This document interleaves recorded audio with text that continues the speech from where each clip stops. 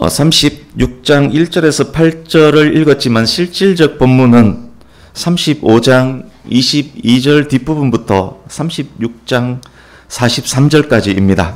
제한된 시간 안에 설명하기 위해서 관련된 배경들을 미리 확인하는 것 필요합니다.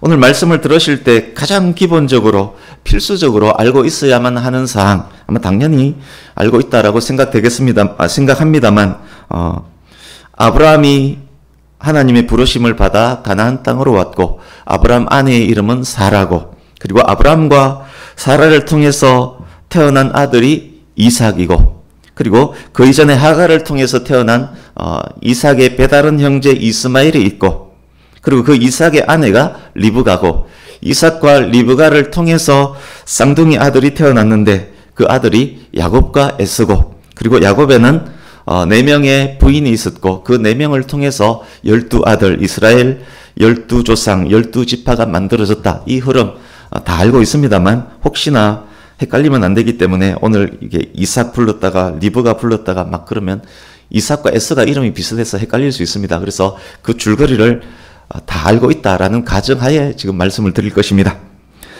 25장으로 가보겠습니다. 창세기 25장.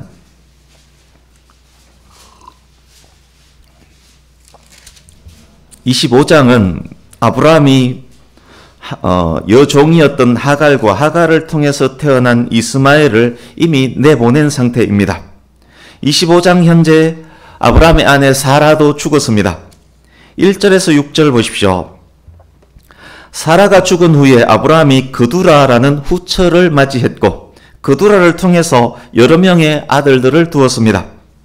이삭을 위해서 이스마엘을 내보냈듯이 본가지인 이삭을 위해서 곁가지인 첩의 아들들을 정리합니다. 재산을 나눠주면서 멀리서 살게 만듭니다. 7절에서 11절 보십시오. 175세로 아브라함이 죽습니다. 이삭과 이스마엘이 함께 사라가 묻혀있던 막벨라 굴에 아브라함을 묻습니다. 우리가 생각하기는 이스마엘은 쫓겨났기 때문에 이삭과 사이가 좋지 않고 그 이후로 교통도 둘이 교제도 없었다라고 생각할 수 있는데 보시면 사실은 왕래가 있었고 배다른 두 형제가 모여서 아버지 아브라함의 장례를 치르는 것 볼 수 있습니다. 12절에서 18절 보십시오. 그리고 나서 이스마엘의 족보를 한번 정리합니다. 이제 19절에서 34절 이스마엘 후손들을 정리한 후에 원가지인 이삭의 이야기로 넘어갑니다. 이삭 60살 때 쌍둥이 아들 에서와 야곱이 태어납니다. 하나님께서 그 둘을 일컬어서 두 민족이라고 하셨고 형 에서가 동생 야곱을 섬길 것이라고 말씀하셨습니다. 에서는 장자의 명분을 우습게 여기고 떡과 팥죽을 얻기 위해서 그것을 동생 야곱에게 팔아버린 기록도 있습니다. 이제 26장 34절에서 35절 보십시오. 아브라함은 가나안에서 며느리를 얻지 않기 위해서 멀리까지 종을 보내서 며느리로 리브가를 데려왔습니다. 그렇지만 에서는 할아버지 아브라함의 뜻, 아버지 이삭의 뜻을 무시하고 가나안 헷 족속의 여인 둘을 아내로 맞이합니다. 이제 27장 야곱이 어머니 리브가와 작당을 해서 형 에스가 받을 축복을 가로채는 장면입니다. 형제는 서로 원수처럼 되었고 동생은 외삼촌 라반의 집까지 피신해야만 했습니다. 외삼촌 집으로 가는 명분으로 내세웠던 것이 동족에게서 아내를 얻는 것이었습니다. 이제 28장 6절에서 9절 보십시오. 28장 6절에서 9절 아버지의 축복도 놓쳤고 부모로부터 인정받지도 못하는 에서 야곱이 아내를 얻기 위해서 외삼촌 집으로 갔다는 것을 알고 자기가 동족에게서 아내를 얻지 않아서 미움을 받는구나 라고 생각해서 동족 중에서 다시 아내를 얻습니다. 그런데 아내를 얻는다고 얻은 것이 아버지 이삭의 이복 형제인 이스마엘의 딸을 아내로 얻습니다. 이스마엘도 역시 약속의 후손이 아닌데 약속의 후손이 아닌 이스마엘의 딸을 아내로 얻습니다. 에스가 하는 일은 이렇게 핀트가 잘 맞지 않습니다. 이제 33장으로 갑니다. 33장 현재 야곱이 외삼촌 라반과의 갈등과 위협을 다 극복한 상태입니다. 많은 재산과 자녀를 이끌고 가나안 땅으로 돌아오는 중입니다. 그렇지만 진짜 큰 벽은 아직 남아 있습니다. 아직 화해하지 못했던 배다른 형이 아니라 쌍둥이 형 에서와 맞닥뜨리는 것입니다. 33장은 야복강에서 하나님과 씨름했던 그 은혜를 힘입어 에서와의 갈등이 해결되는 장면에 대한 기록입니다. 이제 34장, 야곱과 레아에게서 태어난 딸 디나가 하몰의 아들 추장 세겜에게 강간을 당합니다. 그 일로 야곱의 아들들이 세겜 마을 전체를 쑥대밭으로 만들어버립니다. 이 사건 중에서 한 문장을 확인하고 가겠습니다. 21절을 보십시오.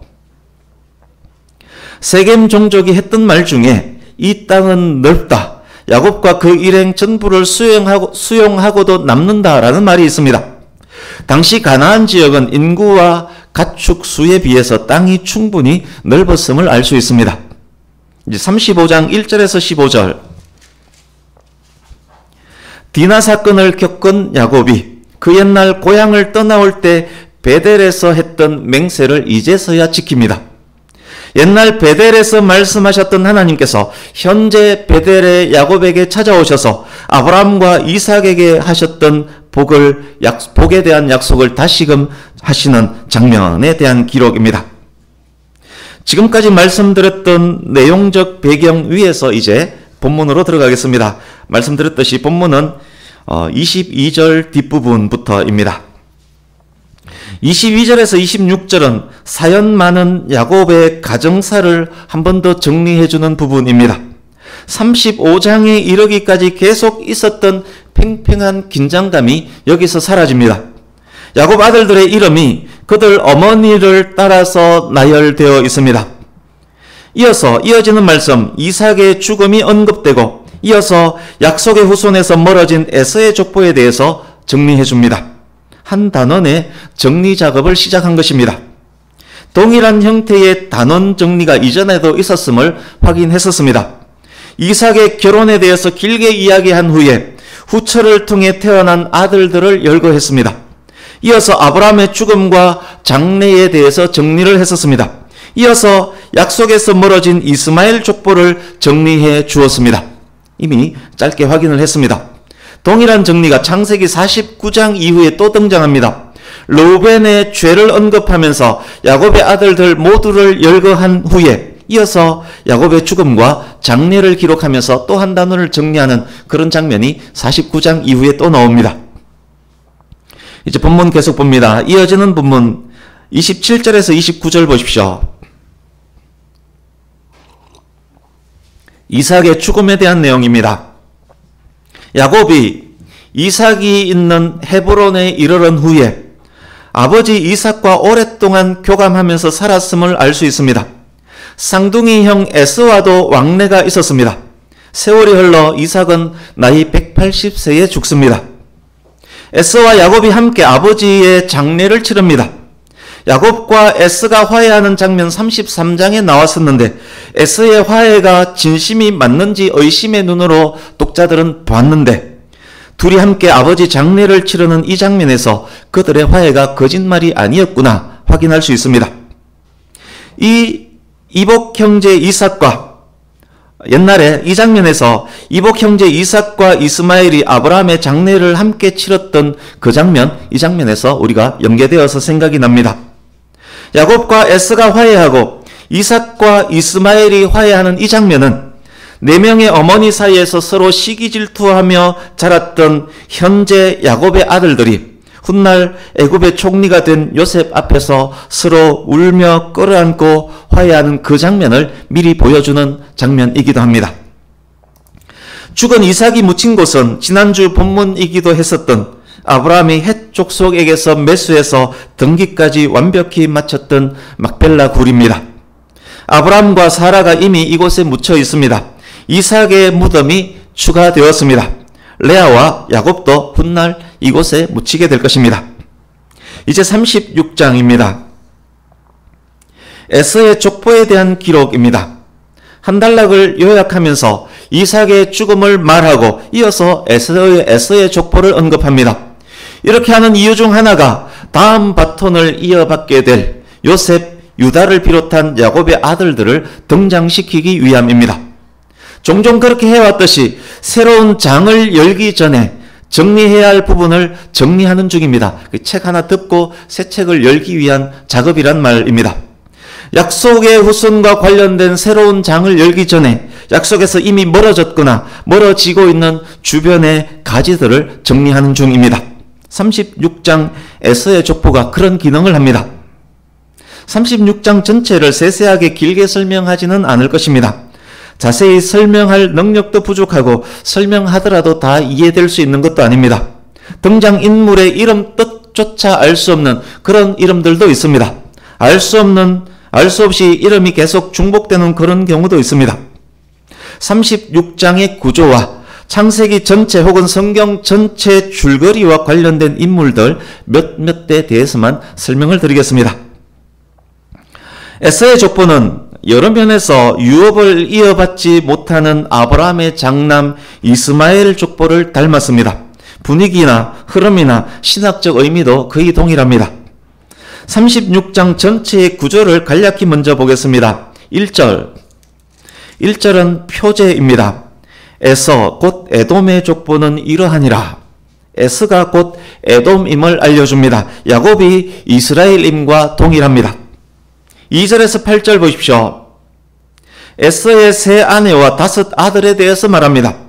에서가 세일 땅으로 옮겨갔던 이유에 대해서도 설명합니다. 9절에서 14절 에서의 첫 2 아들에게서 태어난 손자들에 대해 알려주는 장면입니다. 15절에서 19절 에서의 손자들과 에서의 셋째 아내가 낳은 아들들을 족장이라고 부릅니다. 20절에서 30절 에서가 점령한 세일 땅의 원주민인 호리 족속의 세일 자손들 이름이 언급되어 있습니다. 세일의 7 아들과 12 손자 그리고 세일의 족장들이 열거되어 있습니다. 에서의 손자들을 족장이라고 불렀던 것처럼 세일의 후손들도 족장이라고 부릅니다. 이제 31절에서 43절 보십시오. 이스라엘의 왕이 있기 전에 이미 에돔에는 왕들이 있었습니다. 에돔 왕들의 이름, 에돔 왕들과 관련된 족장들의 이름이 열거되어 있습니다. 36장에 등장하는 이름들을 보고 이런 생각을 할 수 있습니다. 여기에 등장하는 인물들 모두는 에서와 야곱이 살던 그 시대 사람들이구나. 그렇지만 전혀 그렇지 않습니다. 본문 족보는 야곱, 요셉 시대 한참 지난 후에 모세가 기록한 것입니다. 등장인물들 중에는 모세와 직접 관련된 인물들까지 있을 수 있습니다. 몇 개만 확인하겠습니다. 3절에서 5절을 보십시오. 서두에서 살짝 확인했습니다만 에스가 가나안 여인들과 결혼하자 이삭과 리버가가 근심을 했습니다. 부모를 기쁘게 하기 위해서 다른 여인과 결혼했는데 동족이라고 맞이한 아내가 이스마엘의 딸이었습니다. 6절에서 8절은 에스가 야곱과 함께 거주할 수 없었던 이유에 대한 설명입니다. 야곱도 에스도 큰 부자였습니다. 에스가 400명을 거느리고 야곱을 만나러 오는 그 장면 기억하지 않습니까? 에스도 큰 부자였습니다. 형제의 소유가 너무 많아서 함께 거주할 수 없었다라고 말합니다. 그러나 이 말은 그들이 내세웠던 명분일 뿐입니다. 세겜의 하몰이 야곱의 아들들과 협상할 때 땅이 넓어 야곱을 용납할 만하다라고 했습니다. 쌍둥이 형제가 헤어져서 거주하게 된 가장 큰 이유, 그것은 좁은 땅의 문제가 아니었다는 말입니다. 근본적인 이유는 약속의 자손과 비약속의 자손 간의 구별입니다. 에서는 약속의 땅 가나안을 떠납니다. 구속사 족보에서도 떠납니다. 약속의 자손과 비약속의 자손이 분리되는 현장입니다. 거룩과 비거룩이 분리되는 현장입니다. 아브라함이 데라에서 갈라지고 롯이 아브라함에게서 갈라지고 이스마엘을 비롯한 아브라함의 아들들이 이삭에게서 갈라지고 야곱이 라반에게서 갈라지는 그 모습이 연상되는 장면입니다. 8절 이런 이유로 에서가 세일에 거주하게 되었습니다. 이제 9절에서 43절, 여기에는 낯익은 인물 몇만 확인하겠습니다. 12절 보시면 아말렉이란 이름이 나왔습니다. 아말렉은 에서의 손자입니다. 아말렉의 어머니는 에서의 아들인 엘리바스의 첩입니다. 아말렉 족속은 성경 전체에 후대까지 대대손손 이스라엘과 철천지 원수가 되는 그런 족속입니다. 광야에서 모세 여호수아와 싸웠습니다. 모세가 손을 들고 기도하고 아론과 훌이 모세의 양손을 받쳐주고 여호수아가 전쟁 현장에서 열심히 싸웠던 그 유명한 전쟁이 바로 아말렉과의 전쟁이었습니다. 승리한 이스라엘이 그곳에 제단을 쌓고 여호와 니시라고 했습니다. 하나님께서 그때 말씀하시기를 여호와가 아말렉과 대대로 싸우리라 라고 하셨습니다. 그래서 하나님께도 철저히 완벽하게 밉보였던 종족이 아말렉 족속입니다. 남김없이 진멸하라는 명령을 받은 이스라엘 초대왕 사울이 좋은 것은 따로 챙겨두고 진멸함으로 하나님으로부터 버림을 받게 되었던 그 전쟁 역시 아말렉과의 전쟁이었습니다. 순종이 제사보다 낫다라는 유명한 말씀이 아말렉과 관련된 사건에서 나온 말씀입니다. 유대인 말살 계획을 세웠다가 모르드게와 에스더에 의해서 도리어 망하고 말았던 하만도 아말렉 후손입니다. 그래서 이스라엘 반대편에 섰던 세력 중에 아말렉이 굵직굵직한 역할을 했던 그런 종족입니다. 11절 보시면 대만이라는 인물이 등장합니다. 욥의 친구 엘리바스의 고향이 대만이었습니다. 성경 기자의 세심한 배려가 돋보이는 이름도 하나 확인하겠습니다. 20절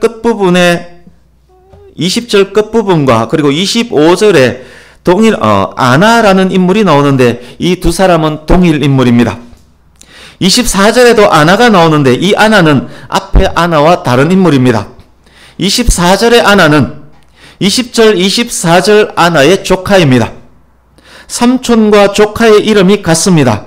읽는 사람이 얼마나 헷갈리겠습니까? 우리 교회에도 저도 변목사고 우리 부목사님도 변목사입니다. 얼마나 성도님들이 헷갈리겠습니까? 그래서 부목사님, 변목사님 이렇게 부르지 않습니까? 삼촌과 조카가 이름이 같아서 여기 기자가 구분을 해줍니다. 24절의 조카 아나는 나귀를 치다가 광야에서 온천을 발견한 바로 그 아나다. 얼마나 친절하고 세심합니까? 뿐만 아니라 성경이 사실임을 이 아나 통해서 우리는 다시금 확인할 수 있습니다. 오늘 본문에 대해서는 여기까지만 말씀드릴 것입니다. 이제 몇 가지 정리하고 적용하면서 마무리해 가겠습니다. 오늘 나눈 이 말씀들을 통해서 한 세대는 가고 한 세대가 오고 또 가고 또 옴을 확인했습니다. 아브라함에서 이삭으로, 이삭에서 야곱으로, 야곱에서 유다와 요셉으로 한막 한막 깔끔하게 정리되면서 넘어가는 듯한 인상을 받습니다. 책 하나 덮고 새 책 펴고 또 덮고 새 책 펴고 이렇게 진행되는 것이 보입니다. 그러나 실제 역사는 그렇게 두부자르듯 그렇게 진행되지 않지 않습니까? 끊임없이 연결되어 이어져 있습니다. 주보에 있는 표를 한번 보시겠습니까? 주보를 돌려서 보셔야 합니다. 시력 테스트 하는 건 아닙니다. 제가 최대한 글자 크게 해서 붙였지만 이 정도가 최대입니다. 눈을 크게 뜨고 보시기 바랍니다. 족장들의 재미있는 연대기입니다. 성경 구절들을 근거로 해서 만들었습니다. 근거 성경 구절이 명시되지 않은 것도 있습니다만 근거 구절에서 유추한 것이기 때문에 정확한 사실입니다. 보는 법을 먼저 설명을 드리겠습니다. 왼쪽 아래부터 한번 보시겠습니까? 이삭 출생 때 아브라함의 나이는 100살이었습니다. 그때 이삭의 나이는 0살로 표기했습니다. 위로 보시면 이삭 결혼할 때 아브라함의 나이는 140입니다. 왜냐? 이삭 40살에 결혼했기 때문에. 그리고 위로 또 가면 야곱, 쌍둥이 에서와 함께 야곱이 출생했을 때 이삭의 나이 60살이었기 때문에 아브라함의 나이는 160살이었습니다. 쌍둥이 나이는 0살입니다. 아브라함 사망 때 보십시오. 아브라함은 175살 때 사망했는데 그때 이삭의 나이는 75이었고 야곱의 나이는 15살이었습니다. 그렇게 유추하면서 올라가면서 표를 보시면 됩니다. 이 표를 보시면 아브라함, 이삭, 야곱, 요셉이 각각 다른 시대에 살다 간 사람으로 우리는 생각을 했는데, 그런데 이 표를 보니 두부처럼 자를 수 없구나. 족장들이 살았던 그 시대도 잘려지지 않는구나 알 수 있습니다. 재밌는 사실들을 발견할 수 있습니다. 아브라함 100살 때 이삭이 태어났습니다. 이삭 40살에 결혼했고 60살에 쌍둥이 형제 에서와 야곱을 낳았습니다. 아브라함이 죽을 때 쌍둥이 형제의 나이는 15살이었습니다. 이것이 무엇을 의미합니까? 야곱과 에서 쌍둥이 형제는 15살 때까지 할아버지 아브라함에게 가서 세배하고 세뱃돈도 받았다는 이야기입니다. 같이 살았다는 이야기입니다. 아버지 야곱의 사랑을 독차지했던 요셉은 17살 때까지 아버지와 함께 살았습니다. 편애를 받으면서 17살 때까지 아버지와 함께 살았습니다. 그때까지 요셉은 할아버지 이삭에게 가서 세배하고 세뱃돈을 받았습니다. 요셉이 17살이던 때 들짐승에게 찢겨 죽었다는 소식을 아버지 야곱이 듣습니다. 야곱이 울며 불며 자기 아버지 이삭을 찾아갔을 것입니다. 그때도 이삭이 살아있지 않습니까? 그때 이삭의 나이 168살이었습니다. 이삭은 눈이 안 보이지 않습니까? 이삭은 모르긴 해도 보이지 않는 눈으로 더듬으면서 야곱을 만지면서 아들을 위로해 줬을 것입니다. 이삭의 야곱 위로는 그렇게 12년 동안 계속되었을 것입니다. 야곱의 나이 130살 때 총리가 된 아들 요셉이 있는 애굽으로 갔습니다. 요셉이 팔려가기 전까지 17살 동안 아버지의 사랑을 독차지했지 않습니까? 아버지의 애틋한 사랑을 받았던 요셉이 애굽에서 총리가 되어서 아버지가 죽기까지 17년 동안 극진하게 효도를 했음이 또 이 표를 보면 알 수 있습니다. 17년 동안 받았던 그 사랑 못 돌려줄 수 있었는데 총리가 되어서 17년 동안 그대로 배로 아버지에게 효도로 돌려줬음을 알 수 있습니다.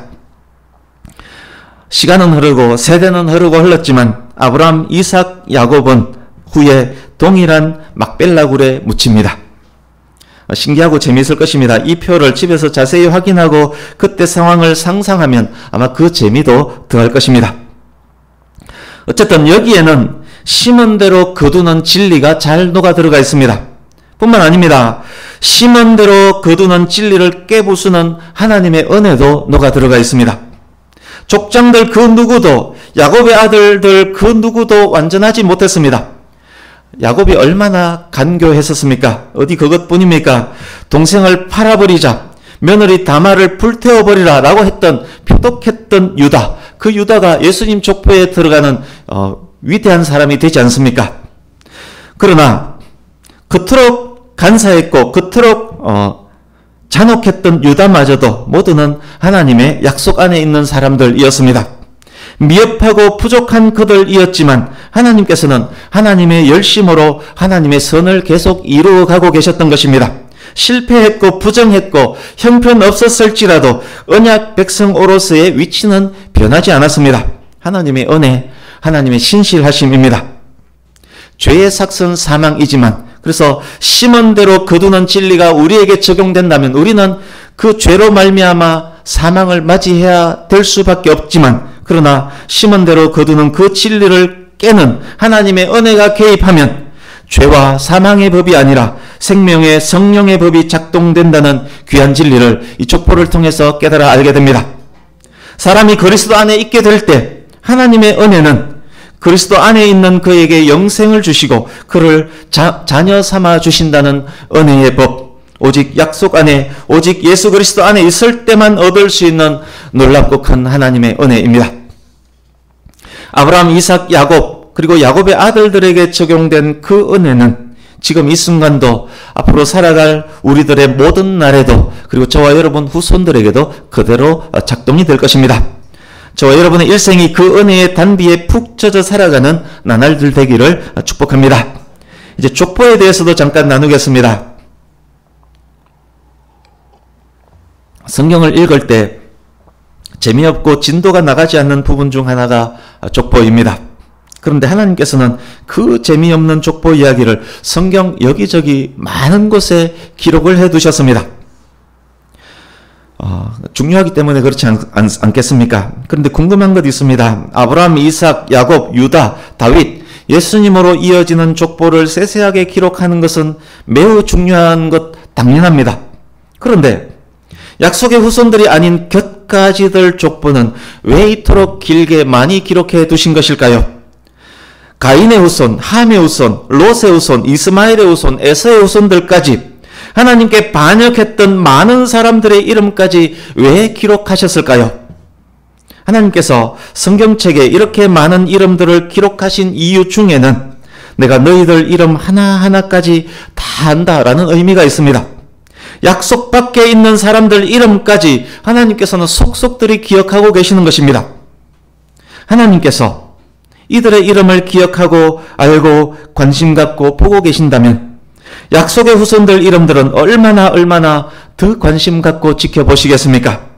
하나님께서는 믿고 구원받은 성도들의 이름을 어린 양의 생명책에 세세하게 기록을 해 두셨습니다. 하나님께서 그 이름들에게는 얼마나 더 큰 관심을 보이시겠습니까? 또 이 족보들, 또 다른 의미, 물밑 깊은 곳에서 약속의 성취에 대해서 큰 소리로 말하고 있는 부분이기도 합니다. 37장 1절을 보십시오. 에서는 가나안 땅을 떠나 세일산에 거주합니다. 그러나 야곱은 가나안 땅에 남아 있습니다. 가나안 땅을 차지하리라는 약속의 성취입니다. 37장 2절 보십시오. 야곱의 족보는 이러하니라. 약속의 자손 야곱과 그 아들들의 족보를 시작합니다. 그리고 17세 소년 요셉이 짜잔 등장합니다. 에서의 족보가 36장에서 길게 언급되었음을 확인했습니다. 그러나 여기서 시작된 요셉 이야기는 50장까지 길게 이어집니다. 이스마엘과 에서에 관심을 갖고 계신 하나님께서 이삭과 야곱에 대해서는 얼마나 관심과 사랑을 갖고 계셨는지 우리는 확인할 수 있습니다. 창세기 36장에서 에서를 통해서 다양한 민족들이 배출된 것을 확인했습니다. 에서가 한 민족을 이룬 것입니다. 창세기 25장 23절 제가 읽어드리겠습니다. 여호와께서 그에게 이르시되 두 국민이 내 태중에 있구나. 두 민족이 내 복중에서부터 나누이리라. 이 족속이 저 족속보다 강하겠고 큰 자가 어린 자를 섬기리라. 리브가의 태중에 쌍둥이 아들 야곱과 에서가 있었지만 그들은 그냥 두 사람이 아니었습니다. 그들은 두 민족이었습니다. 그러니까 오늘 본문을 통해서 약속의 성취를 확인할 수 있습니다. 또 있습니다. 큰 자가 어린 자를 섬기리라 말씀하셨습니다. 형 에서의 민족과 동생 야곱의 민족이 오랫동안 다투고 싸웁니다. 에서의 후손들은 야곱의 후손 다윗에 의해서 이스라엘 제국에 결국 통합되고 맙니다. 사무엘하 8장 14절을 제가 읽어드리겠습니다. 다윗이 에돔에 수비대를 두되 온 에돔에 수비대를 두니 에돔 사람이 다 다윗의 종이 되니라. 다윗이 어디로 가든지 여호와께서 이기게 하셨더라. 하나님의 약속, 민족을 이루리라가 성취되었습니다. 큰 자가 작은 자를 섬기리라는 약속이 성취되었습니다. 큰 자 에서의 후손으로 이루어진 민족들이 작은 자 야곱의 후손으로 이루어진 민족들을 섬기고 있습니다. 사랑하는 성도님 여러분, 에서를 향해 하신 말씀들이 이렇게 성취되었다면 오늘 나누지는 않았지만 성경에 훨씬 더 많이 기록된 야곱을 향한 말씀들의 성취는 말하면 무엇하겠습니까? 세상과 세상 사람들을 향한 말씀들이 성취된다면 교회와 성도를 향한 말씀 말하면 무엇하겠습니까? 오늘 말씀을 통해서 하나님께서 저와 여러분 모두에게 이렇게 말씀하고 계십니다. 그리스도를 믿음으로 말미암아 아브라함의 후손이 된 저와 여러분들에게 하나님께서 지금 이렇게 말씀하고 계십니다. 너희들은 이것들보다 귀하지 아니하냐? 하물며 너희일까 보냐? 내가 생명책에 기록된 너희들 이름들로 인하여 기쁨을 감추지 못하며 너희들을 잠잠히 사랑하며 즐거이 부르며 기뻐한다. 너희들은 이것들보다 귀하지 아니하냐? 하물며 너희일까 보냐? 내가 생명책에 기록된 너희들 이름들 하나하나로 인하여 기쁨을 감추지 못하며 너희들을 잠잠히 사랑하며 즐거이 부르며 기뻐한다. 말씀을 마칩니다. 한 사람 한 사람 기억하시고 기뻐하시며 보호하시고 힘주시며 인도하시는 놀랍고 크신 하나님의 은혜 안에서 환경과 여건에 휘둘리지 않고 오직 하나님 안에 있음으로 기뻐하며 감사하며 찬양하는 저와 여러분의 삶이 될 수 있기를 예수님 이름으로 축복합니다. 아멘. 기도하겠습니다.